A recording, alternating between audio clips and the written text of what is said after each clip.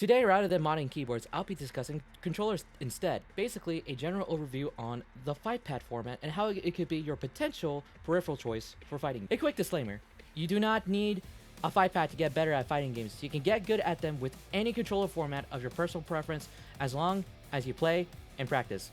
This video is overall a suggestion for those interested in this particular niche. Now, before I give my reasoning why you should or shouldn't play on a Fightpad, please consider liking, subscribing, and keeping it juicy.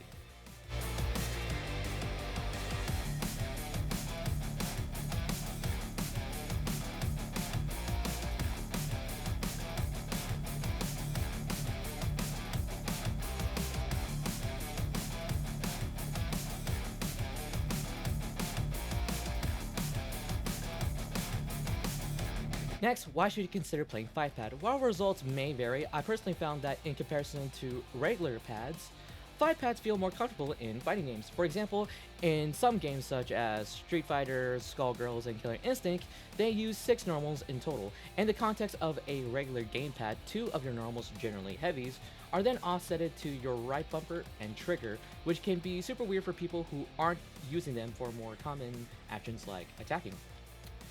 The Fightpad format fixes this potential hiccup by having 6 buttons on the face of the controller, so you can execute all your attacks with your thumb. In my personal case with Guilty Gear, having 6 buttons allows me to access the 5 normals and a shortcut for burst.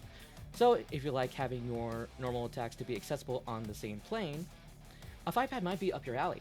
Now, why should you not consider playing Fightpad? Obviously, if you're growing super comfortable with either regular pad or arcade stick, I say stay clear since learning a new format could be a potential bottleneck to your playing, and by extension, your learning. Another reason why I wouldn't consider it is the inconsistent design and quality of the D-pad specifically. At the moment, since none of the official game companies make their own, Fightpads are often designed by third-party brands instead, which isn't inherently bad in itself, but could lead to frustrations in the future. As of now, many of the popular Fightpads, namely the Hori Fighting Commander, the Power A Fusion Fightpad, and the Razer Ryon, all have shown to have issues with the D-pad. At the time of the writing of the script, I had been using the Razer Ryon for 2 months, and while everything else is super good to me, the D-pad is the biggest hiccup for me, as there is a known issue that certain movements on it will either overshoot your input or cancel your input altogether, which is incredibly frustrating for me.